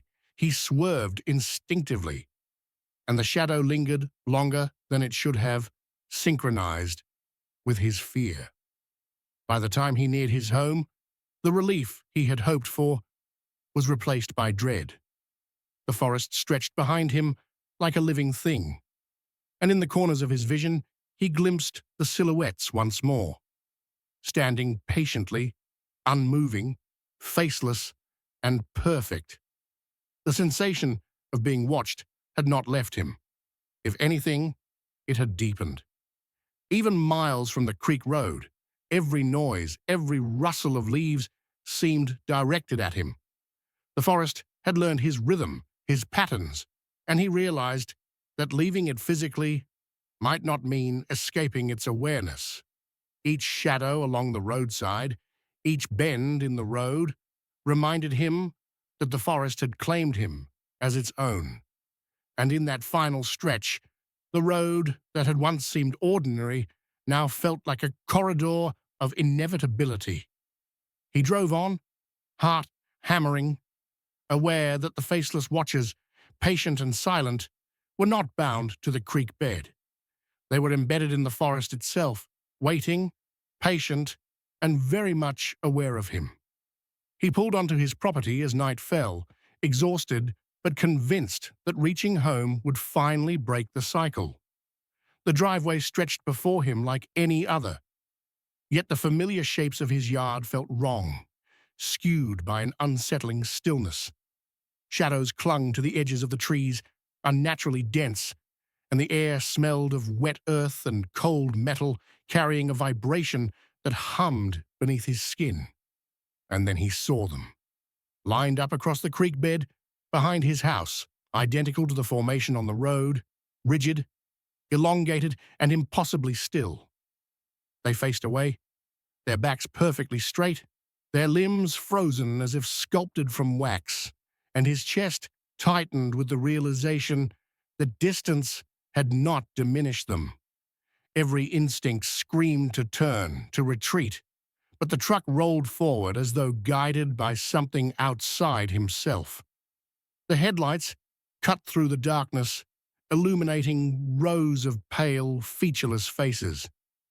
None had eyes as we know them, only smooth white surfaces that reflected the light faintly, giving the impression of awareness without a soul. As he slowed to a stop, the ground seemed to press upward against the tires, subtle and rhythmic, a warning he couldn't name. His breath left clouds in the cold air, yet the stillness of the night was absolute. No rustle of leaves, no distant owl, no wind, just the hum of his engine and the silent congregation of figures before him. He tried to reason that they were shadows, mannequins or a trick of the headlights, but logic faltered under the weight of impossibility. He saw a flash in the corner of his eye, the perfect synchrony of their posture, the way each figure matched the next, as if a single consciousness moved them. The hair on his neck stood rigid. He reached to shift the truck into reverse, but the engine stuttered and the tires dug lightly into the soft earth, gripping as though the ground itself had changed. The figures remained motionless, but he felt their attention draw toward him, deliberate and patient, testing the limits of his fear. Then the movement came, the slow, impossible rotation of every head. Not a glance, but a synchronous, methodical turn, as though their awareness had crystallized the instant the headlights caught them. His stomach dropped, a visceral reaction to something far beyond comprehension. He felt smaller than a man, more fragile than a piece of paper, as the world he had known, the creek road, the forest, even his own property, shifted into a space dominated by entities that obeyed no laws of nature. Each rotation of those blank faces drew a line from the road to his doorstep, a path of inevitability he could not escape. The truck engine died in that instant, the familiar hum gone, leaving him suspended in silence. No wind, no nocturnal creatures, only the stillness of waiting. He sat frozen, the cold seeping into his bones, aware that the forest, the road, and these figures had conspired to guide him here. Every rational thought was overwhelmed by the certainty that he was trapped under their observation. The air seemed thick with patience, a deliberate, waiting pressure. And as the headlights illuminated the faceless watchers one final time, he understood. Leaving was no longer a choice, because the forest had already marked him as part of its pattern. He drove down the logging road late at night, the tires crunching over gravel, headlights cutting a thin path through the darkness. Between the pines, a flicker of light caught his attention, pale and distant, like a lantern hung by some hiker. At first he ignored it, assuming it was a campsite. But the glow shifted, moving closer at the same pace as his truck. It hovered between the trees, drifting, patient, never losing ground, no matter how fast he drove. Anxiety gnawed at him as he realized the light wasn't random, it was following him. Every mile he gained, it mirrored him perfectly, patient and deliberate, waiting, as though the road itself had a secret he was about to uncover. The lantern stayed behind him, steady and unwavering, keeping pace with every acceleration and brake as though it knew exactly how he moved. He glanced into the rearview mirror, searching for a reflection of a person, some sign of life. But the road remained empty, black and silent, except for the persistent glow. Each swerve and every attempt to outpace it made the light intensify, hovering closer, patient, yet insistent. Suspicion turned to unease as he realized this was no ordinary lantern, no hiker or traveler lost in the woods. It mirrored him perfectly, anticipating every maneuver, and an unsettling certainty settled over him. Something unseen was tracking his every movement, unbound by the rules of the world he knew. He pulled the truck to the side of the road, heart hammering, and stepped out into the cold night air, hoping to catch a glimpse of what was following him. The road stretched empty in both directions, mist curling along the asphalt, yet the glow of the lantern vanished only briefly before reappearing further down, drifting slowly toward him. It moved with a deliberate patience, unhurried, as if it had all the time in the world. Fear tightened around his chest, a slow burn of dread when he realized it did not obey the rules of space or distance. No natural force could account for its movements. He understood then that this was not a light, but a presence, deliberate and sentient, waiting for him to act. He reached home, but the lantern had already arrived ahead of him, floating past the driveway with a slow, deliberate motion. Inside, the lights flickered in erratic patterns, shadows stretching and twisting across walls as though they were being measured, observed. The glow drifted near windows and corners, pausing as if mapping the interior, inspecting, cataloging. He tried to block it, tried to flee, but the light adapted instantly, always just beyond reach, uncatchable and patient. Every attempt to escape made it glide closer, yet never touched him directly. The house, once a sanctuary, became a stage for the unseen, and the unsettling certainty sank in. Whatever followed him was not bound by the rules of the night or the limits of space, and it was studying him. Morning arrived, quiet and ordinary, sunlight spilling over the driveway, yet the house and surroundings showed no trace of the previous night's terror. The road was empty, the forest still, and no footprints marked where he had driven or run. He tried to convince himself that it had ended, that the lantern's deliberate pursuit was over, but the memory clung like a shadow, persistent and unyielding.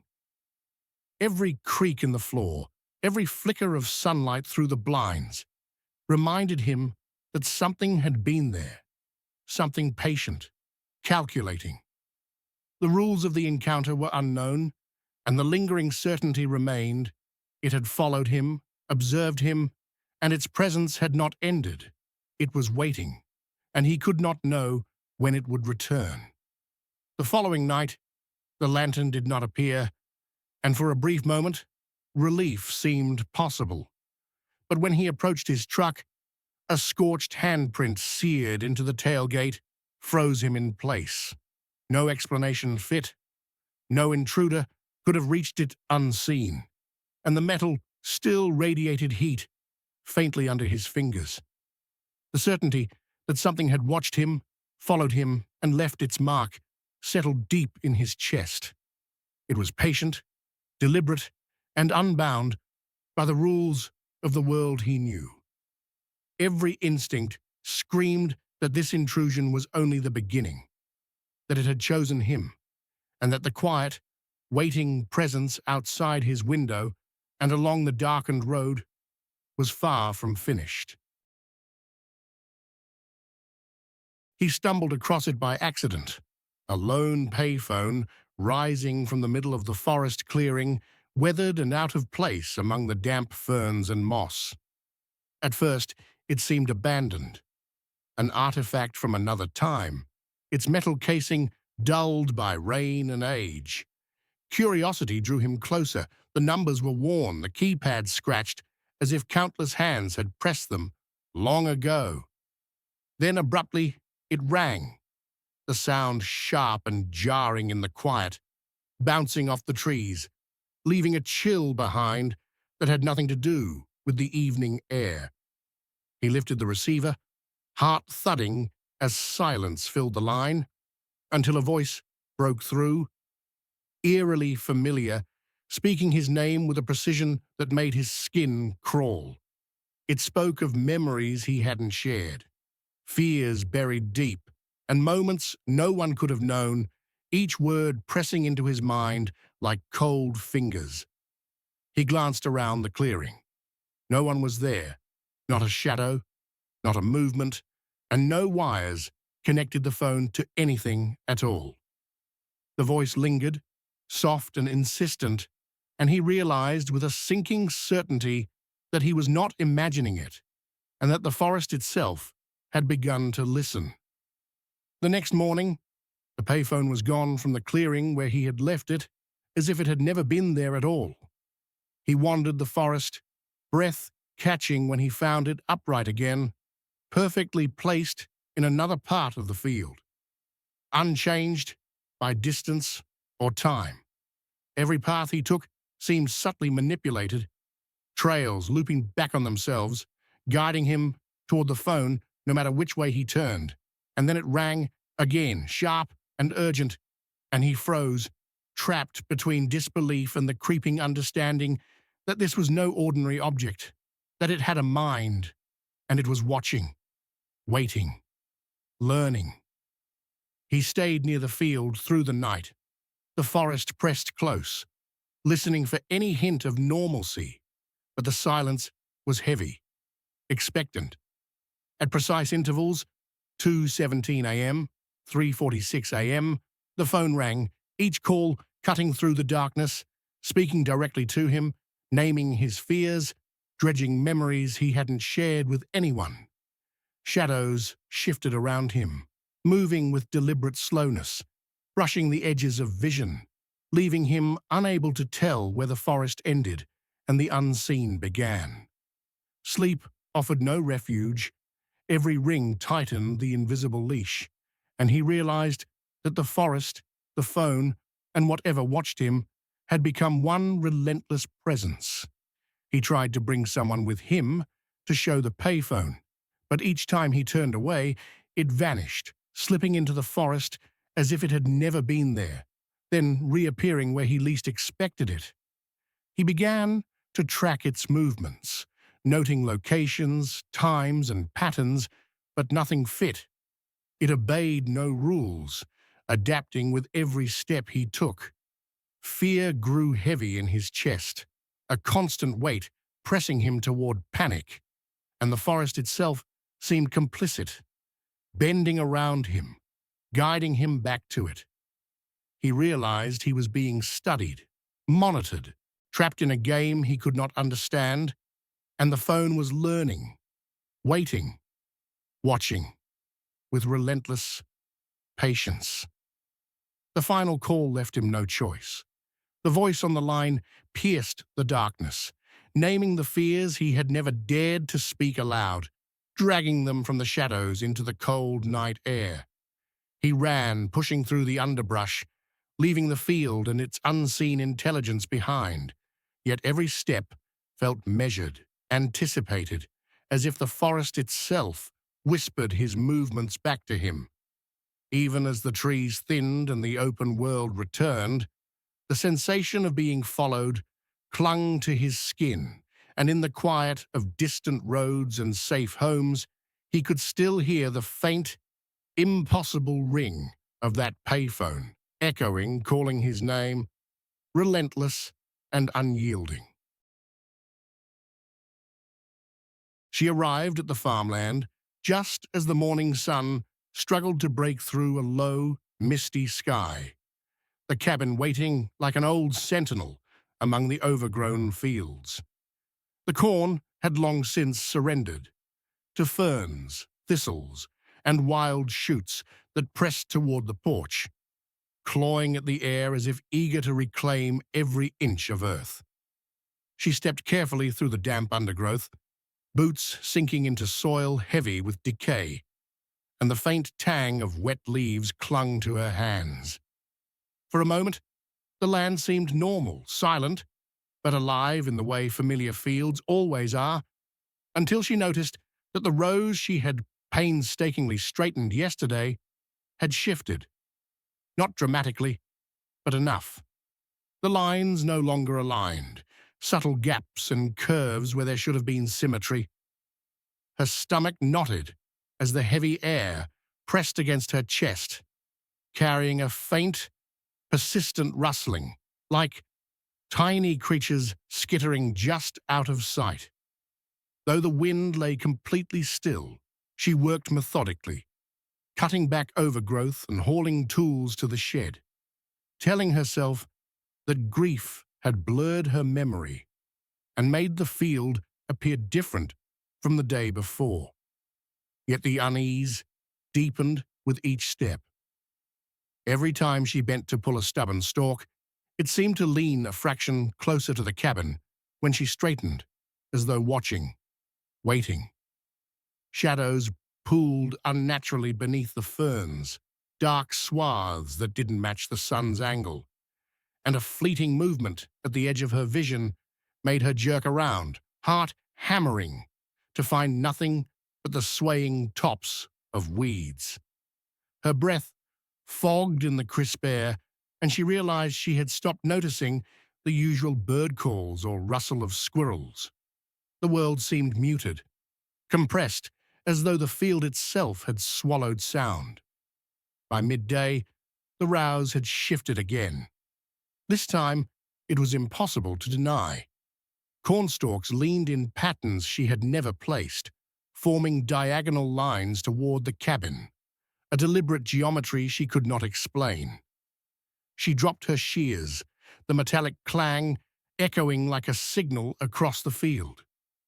The rustling had grown louder, more insistent, and she felt it not only around her feet, but pressing from the edges of her vision, tugging her attention toward places that should have been empty.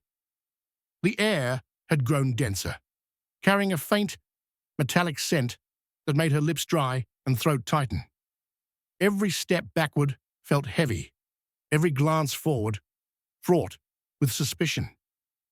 As evening fell, the light dimmed beneath the canopy, and the field seemed to contract, each plant bending slightly closer to the cabin's walls, pressing against the boundaries of her perception. She paused at the edge of the porch, heart pounding, hands slick with sweat, listening to the quiet that was anything but natural. The rustling persisted, layered and deliberate, and she realized the field had a rhythm, a pulse, a will of its own. The rouse, the stalks, the shadows. They were not simply plants. They were something that had grown in her absence, something that had been waiting, and it was learning. She stepped inside, closing the door with a soft click, but the oppressive weight of the field pressed against the thin walls, and the rustling followed. Outside, the overgrown corn swayed faintly in the windless evening, like fingers brushing against the cabin, and she understood with a cold certainty that she had not returned to a home reclaimed. She had returned to a field that had never intended to let her go. Night fell over the farmland with an unnatural weight, and the cabin seemed to shrink beneath the dark canopy of leaves. She lay awake in the thin bed, listening to the familiar chorus of crickets and frogs, only to realize that the sounds were distant, muffled, as if the field itself had swallowed them. A faint, deliberate rustling drew her gaze to the window where shadows shifted among the stalks. At first, she thought it was the wind, the field settling after her day of work, but the stalks bent and twisted in ways that no breeze could account for, leaning subtly toward the cabin, forming arcs and patterns she had not left behind. Every time she blinked, the shapes seemed to move closer, inch by inch, like invisible hands pressing the greenery into new positions. Her security cameras, which she had installed after the first unsettling day, showed nothing. No footprints, no animals, no flicker of human presence. Yet when she stepped outside, the impressions of movement were undeniable. Faint depressions in the soft soil, stalks bent unnaturally, almost like they had been traced by something that existed only at the edges of perception. Each glance back at the field made it feel smaller, more suffocating, as if the rows themselves had contracted to box her in. The familiar layout of her land had warped overnight, and she could no longer find the landmarks she had relied on for orientation. The ferns and corn pressed closer with every cautious step, brushing against her legs and skirt, carrying the wet, earthy scent of soil and decay, and the darkness seemed to thicken around her, pressing into her senses until she felt hemmed in, watched. By midnight, the movement had taken on a rhythm, almost purposeful, each stalk's sway a subtle signal of intent. She dared not sleep, climbing back to the cabin and pressing herself against the walls, feeling the pulse of the field through the floorboards, a vibration as soft and deliberate as a heartbeat. The shadows stretched unnaturally in the moonlight, lengthening and bending toward the windows, and a low, almost imperceptible creaking reached her ears, the sound of invisible weight moving over the ground outside. Every glance toward the darkened field made her flinch. The plants seemed to recoil when she looked away, inching forward with a patient insistence that made her chest tighten. The world she had returned to was no longer ordinary. It had grown cunning, deliberate, and alive with something she could not name. Outside, the corn and ferns whispered with the motion of unseen hands, and she understood with a shiver that the night was not still, that the field itself was awake, and that whatever watched her waited for the moment she let her guard down. Morning brought no relief, only a brittle light that did little to chase away the unease. She stepped into the field, expecting the familiar chaos of bent stalks and wild ferns, but her eyes fell on something impossibly still, a payphone, perfectly upright, standing in a clearing where she had not placed it. Its metal frame gleamed faintly in the weak sunlight, unchanged, untouched, as if it had grown there overnight. A strange, heavy silence hung around it, the kind that pressed against your ears and made every heartbeat thunder. She tried to leave, telling herself it was a trick of exhaustion. But as she turned toward the path, back to the cabin, the forest itself seemed to shift subtly under her gaze. Trails looped impossibly, bending back toward the phone, the ground pressing her steps into patterns she had not made, guiding her like some unseen hand. The air felt thick, humid, and metallic, carrying the faint, lingering tang of wet earth. Yet no wind stirred the trees. Every time she stepped forward, the path twisted in small, imperceptible ways, a subtle manipulation she could feel more than see. The payphone waited silently, its receiver dangling as though poised for someone to lift it, and the sound of a distant, hollow ringing threaded through the forest, though no source existed. Panic coiled low in her stomach as she realized she could not predict its location. Every glance, every footstep only deepened the sense that the clearing and the phone were aware of her presence. Time seemed to elongate, minutes stretching into seconds and back again, and she caught herself glancing over her shoulder at shadows that shouldn't move, shapes flitting at the edge of perception. When she hesitated, the phone rang again, precise, deliberate, the sound carrying an urgency that made her chest tighten. Each vibration echoed in the clearing, threading through the trees, and it was impossible to tell whether it was the forest amplifying the sound or the phone's own unnatural insistence.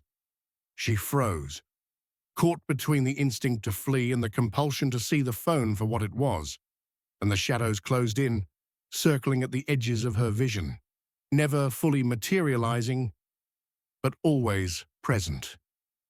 Every instinct screamed that leaving the clearing would be a mistake, that the forest itself had begun to anticipate her movements, her fear.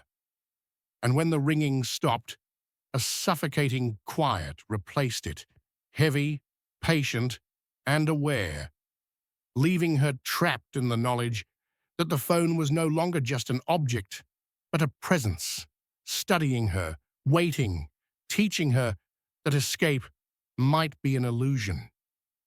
Night fell with a slow, suffocating weight, and the forest around her seemed to hold its breath.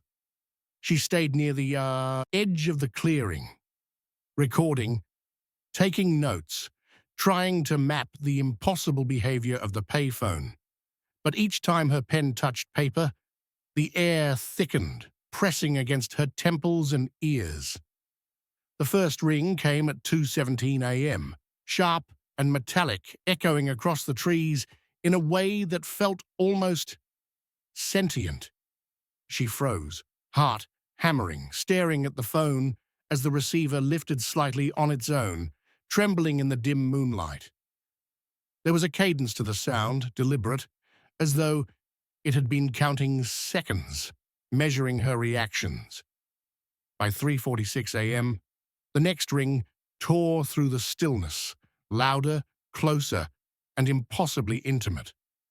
This time, she heard it differently. Each chime seemed threaded with fragments of her own words, twisted into questions she had never spoken aloud. Shadows stretched long and thin along the forest floor, bending toward her cabin, weaving through the ferns and tangled growth. Every glance toward the trees made her chest tighten. Shapes appeared and vanished at the periphery of vision, impossibly fast. Sleep had fled her hours ago, replaced by a gnawing certainty that she was being watched, that the forest itself was listening, learning. The air grew colder, damp pressing into her clothes and hair, carrying the faint, metallic smell of something unsettled. Her camera captured nothing. The night remained empty on tape, yet impressions of movement pressed into the field, stalks bent where she hadn't touched, the ground depressed as if someone heavy had stepped just behind her. Every ring of the phone sharpened the feeling until the world contracted into the clearing, the field, the cabin, the phone, and her. She tried to leave, to move toward safety, but the shadows shifted as if to block her, and the ringing continued, now faster, almost impatient. Each strike of sound forced her closer to the phone, closer to an inevitability she could not name. The forest breathed around her, leaves rustling where wind did not pass, ferns bending in unison as if in silent rhythm with the ringing. Her own voice caught in her throat when she thought to call out, and the phone's next ring responded immediately, echoing a fragment of thought she hadn't spoken aloud. The boundary between her and the object thinned, until it felt less like a machine and more like a presence, aware, intelligent, patient, and relentless. When the last ring cut through the night, it left a weight in the clearing, a silence so heavy it pressed her to the earth, making her certain that the forest and the phone were no longer separate, and that she had nowhere left to hide. By dawn, exhaustion had etched itself into every muscle. But the phone had not relented. She raced back to the clearing, hoping someone, anyone, could verify what she had seen, could see the impossibility of the object she now understood was alive in some sense. But when she arrived, the payphone was gone. The forest lay still, mist curling lazily over ferns and broken soil, and the faint, metallic tang that had clung to the night was gone too. It was as if the clearing had never known it existed. Relief threatened to surface, but instinct shut it down. She glanced behind a tree, into the undergrowth, and there it was again. Upright, unchanged, in a new spot that made no sense, as if the forest had itself placed it there. Every step away brought new impossibilities. She turned to leave, only to find the phone had shifted again, waiting along the trail she had just taken, perfectly aligned as though it anticipated her movements. She tried to document the phenomenon, noting times, distances, and angles, scribbling frantic measurements into her notebook. But the numbers refused to obey logic. Every recording revealed silence, no motion, yet her notes insisted on movement, trails looping back on themselves, the same space occupied twice without a trace of passage. The field around her contracted unnaturally, ferns pressing in as though they shared the phone's awareness, the forest itself an accomplice in the impossible choreography. Paranoia gnawed at her. Every shadow seemed poised to leap. Every rustle of leaves carried weight. She began to see patterns where none could exist, imagining intent in the bend of a stalk, the flicker of fog. Her breaths came shallow, quick. The phone's movements no longer startled. It tracked her, predicting where she would look, how she would move. The forest's emptiness became oppressive, alive with the certainty that it had learned her routine, her habits, her fear. Attempts to alert neighbors or authorities yielded nothing. By the time anyone could arrive, the phone had vanished, leaving only the quiet suspicion that it had been waiting for her to leave the clearing to resume its unseen game. She felt watched even when moving through familiar sections of the field, certain that the forest bent its paths subtly, forcing her along lines she could not trace, toward destinations she could not know. Each glance over her shoulder confirmed it was always there, just out of reach, patient and deliberate. Her mind refused to reconcile the impossibility, an object that moved with intelligence, an environment that altered itself to ensnare her attention, a silence so complete it pressed her ears to the skull. By dusk, she could only stagger home, notebook clutched, sweat and soil covering her hands, knowing the phone's presence would linger beyond sight, beyond logic, beyond her ability to ever feel safe in open ground again. The forest had marked her, and the object had learned to follow, to haunt, and to wait. By the time the final call came, it carried a weight she could not ignore. The phone's tone was no longer mechanical, no longer a hollow mimic of a distant line. It spoke with a voice that slithered beneath her skin, naming her deepest fears, repeating fragments of her own thoughts in a cadence that felt impossibly intimate.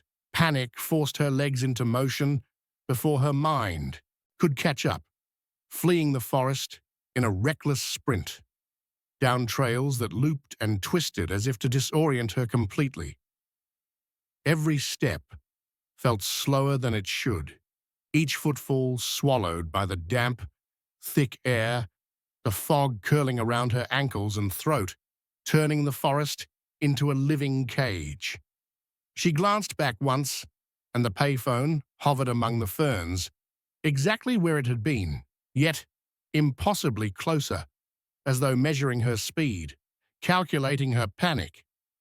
Her lungs burned, sweat stung her eyes, but stopping meant the forest would claim her. Shadows shifted at the edges of her vision, darker than the pre-dawn gloom, bending toward her with silent intention. The rustle of leaves, the snap of twigs, each sound she forced herself to ignore, carried meaning she could not decipher. The path behind her dissolved into indistinction. No footprints, no broken branches, no evidence that she had ever been there at all. She stumbled through the brush, guided only by instinct and the ragged pulse of fear that beat in her chest. Yet every glance revealed the forest itself had rearranged, a trap of green and mist that refused to let go. Hours, or perhaps minutes, passed in a haze. Time lost its meaning. Even when she finally breached the tree line, emerging onto familiar land, the sense of pursuit lingered. The memory of the payphone, impossibly upright, impossibly patient, followed her like a shadow she could not shake. Every sound carried the echo of its ringing. Every breeze whispered the cadence of her flight. Home, when she reached it, offered no solace. Walls and doors felt thin. The night's terror pressed against them, and even sunlight could not banish the sense that something had traced her through the field and still lingered in the air. Sleep that night was fractured, haunted by flashes of ferns bending, of fog curling toward her, of a voice repeating her name in the warped metallic timbre of the phone. By morning, she could convince herself she was safe, but the fleeting glimpses remained, shapes at the edge of vision, patterns in shadows that echoed the field. The payphone's presence had imprinted itself upon her memory, a mark she could neither erase nor fully understand. Even as she left the forest behind, moving to towns and roads filled with light and sound, she carried with her the certainty that the phone had followed her in ways unseen, that the field had learned her, and that the whispers and the fog would always be waiting just beyond the edge of perception. She arrived at the farmhouse just after noon, sunlight spilling across the faded clapboard and warped porch boards. The air smelled of rain-soaked earth and old pine, the way it does in places left largely untouched. It should have felt like any other inherited house, quiet, even comforting, but something unsettled her almost immediately. Dust motes swirled in the beams of light, falling through the cracked windows, and the floorboards groaned under her weight, sounding far too loud in the empty rooms. She traced her fingers over the peeling wallpaper and tried to imagine her life filling the space. But the house offered no warmth, only the subtle impression of holding its breath. As she unpacked a few tools and measured floor sections for repair, a metallic scent drifted upward. Faint at first, almost easily dismissed, but the more she inhaled, the more insistent it became, curling around her senses like smoke. It seemed to originate somewhere below, from the storm cellar hidden beneath the back staircase. Her curiosity gnawed at her, even as a small knot of hesitation settled in her stomach. Dust-coated boards creaked under every step as she approached, the air heavier near the cellar entrance, stagnant and cool in a way that contrasted sharply with the warm afternoon. She paused, hand resting on the railing, and swore she could feel the air thrum beneath her fingertips as if something underground had noticed her presence. The first time she opened the door, it resisted, stiff with age, groaning in protest. The descending stairs were uneven, coated with decades of dust and grit, and each step she took pressed the air tighter against her chest. Her flashlight cut through the darkness in a narrow cone, illuminating the rough stone walls, slick with moisture, the corners heavy with shadow. The metallic scent was stronger now, almost overpowering, curling into her nose and mouth like it belonged there. She leaned forward, hesitant, imagining what could have caused it. Old tools, rusted nails, maybe a forgotten container of chemicals. But the quiet pulse beneath the floor, subtle yet deliberate, suggested something else entirely. Every instinct told her to retreat, but she couldn't ignore the rhythm, the soft, almost imperceptible shift of air, like the cellar itself was drawing a slow, deliberate breath. Boards below her knees groaned as if they too were aware of her presence, and the shadows seemed to move with an intent that had nothing to do with the fading afternoon light. She stepped back, heart quickening, trying to rationalize it, but the sensation lingered, pressing against her senses in a way that logical explanation could dismiss.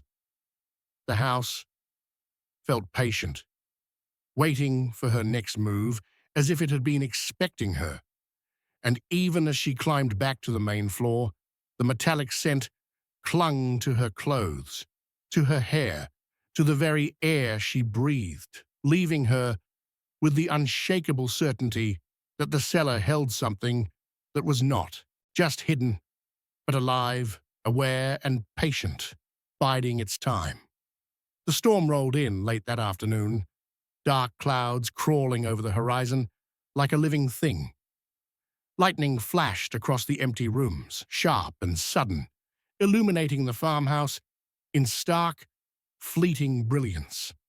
She had intended to stay upstairs, cataloguing repairs, but an instinct drew her downward, toward the cellar. Each flash revealed more than just walls and shelves.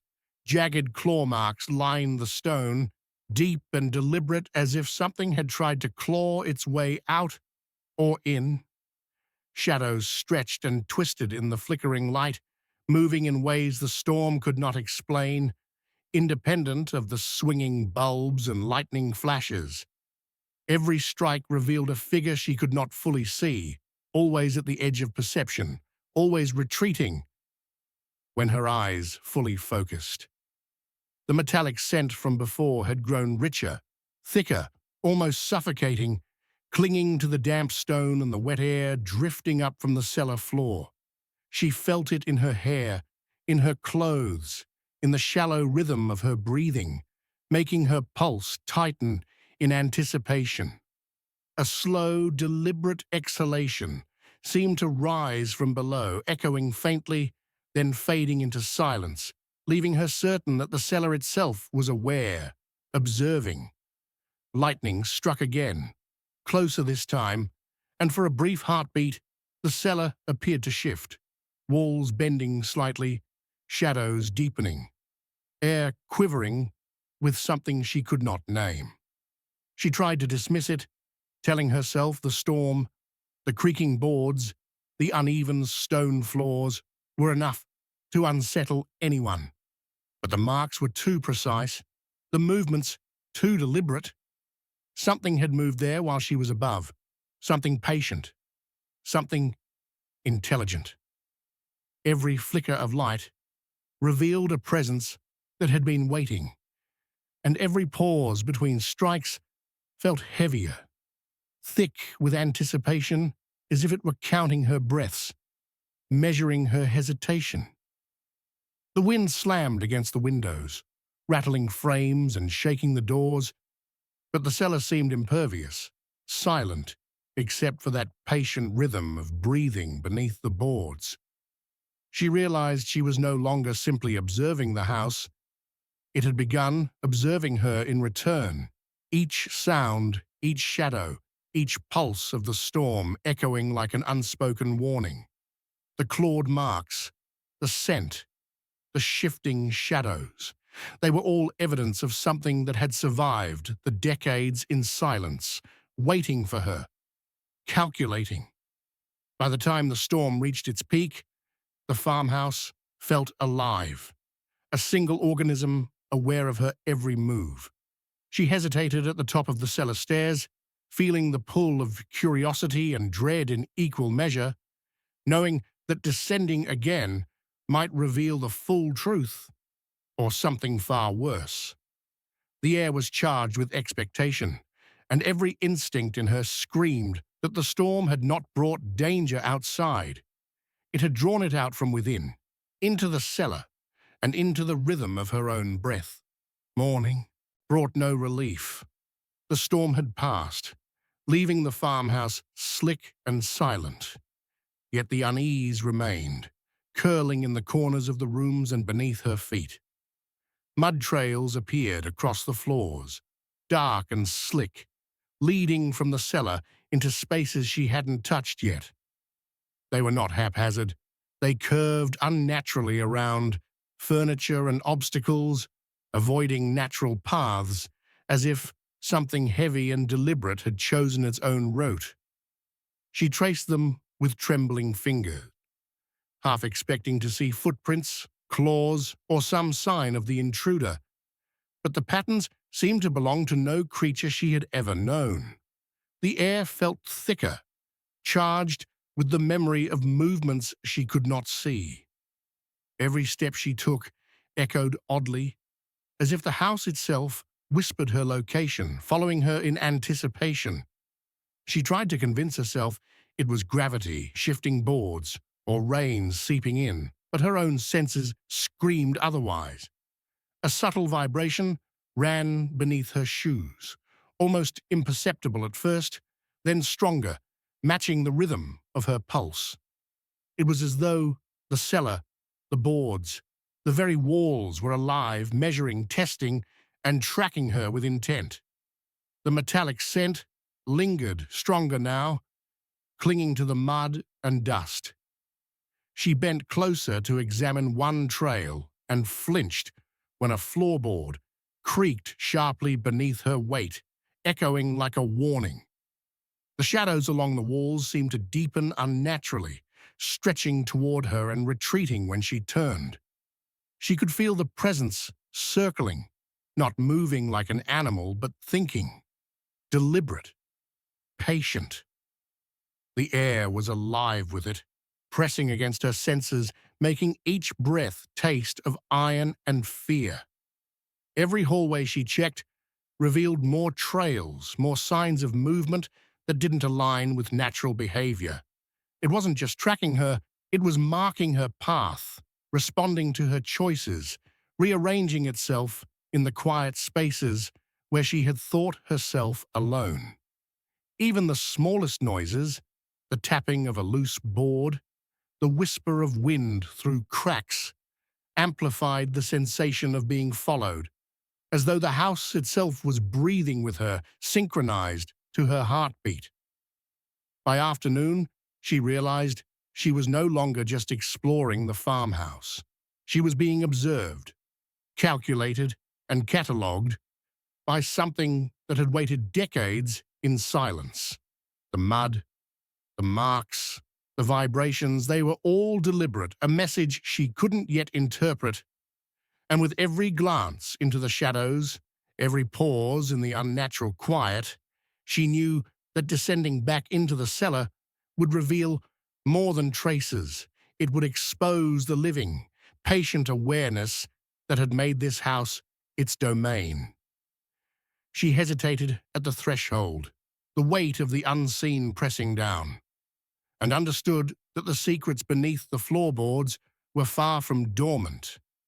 They were awake, waiting and hungry for recognition. The storm returned that night, sudden and violent, rattling the windows and shaking the floor beneath her feet. Lightning flashed in harsh, uneven bursts, slicing through the darkness and revealing glimpses of jagged claw marks along the cellar walls, marks that seemed fresher than she remembered. Each flash cast long, stretching shadows that twisted independently of the light, bending and moving as if alive. She held her breath, sensing a presence in the spaces between the flashes, deliberate, intelligent, watching her with patience. The metallic scent thickened, carried by drafts that shifted unpredictably through the floorboards. A slow, measured breathing had echoed faintly from the cellar, harmonizing with the thunder as though the house itself inhaled and exhaled alongside her. She could hear it beneath her bed, near the walls, tracing her movements with an intimacy that left no room for doubt. She was not alone. The shadows leapt across the rooms, then froze, watching her, calculating the distance, the rhythm of her steps. Each flicker of lightning magnified the awareness, the sensation of being studied. She ventured further, the boards creaking beneath her weight, the sounds amplified as though every floorboard whispered her name. A floor joist groaned sharply, and she flinched, certain something large had shifted just beyond her sight. The claw marks appeared to extend, deeper, darker, as though time itself had been scratched into the walls, marking the passage of something that had never left. Outside, the storm raged, wind tearing through the trees, but the noise inside was a separate terror, soft, intimate, almost deliberate. Every small creak, every rustle of the rafters suggested intelligence, a waiting patience that surpassed human comprehension. The cellar pulsed beneath her feet, breathing in tandem with the storm, asserting presence with every vibration and gust. She realized, with a tightening in her chest, that the house had learned her patterns, and that it anticipated her steps, her hesitations, even her fears. Lightning illuminated a shadow moving closer, just at the edge of vision, and she froze, heart hammering against the ribs that suddenly felt too thin. The air around her thickened, pressing down in waves, as though the house itself was breathing upon her. She could sense the intelligence in the darkness, a quiet, relentless patience that had survived decades without exposure. And in that charged, storm-lashed night, she understood that the cellar was not merely a space beneath the floor. It was a living entity, aware, observing, and waiting. Every breath she took, every movement she made, was catalogued. And though the storm would eventually fade, she knew the whispers beneath the boards would remain, closer and far more deliberate than the wind. Night fell like a weight she could feel pressing against her shoulders, heavier than any storm or wind. The house settled differently, almost aware of her movements, each floorboard groaning beneath her as though testing her patience. She tried to sleep, to close her eyes and pretend the metallic scent and quiet breathing weren't there. But the presence lingered, constant and intimate, brushing against her in ways she couldn't explain.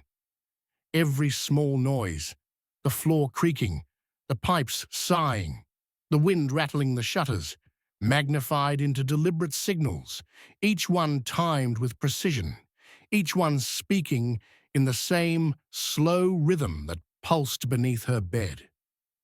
She felt it shift, just beyond reach, between walls, under floorboards, as if the house itself was watching her, waiting for her next move.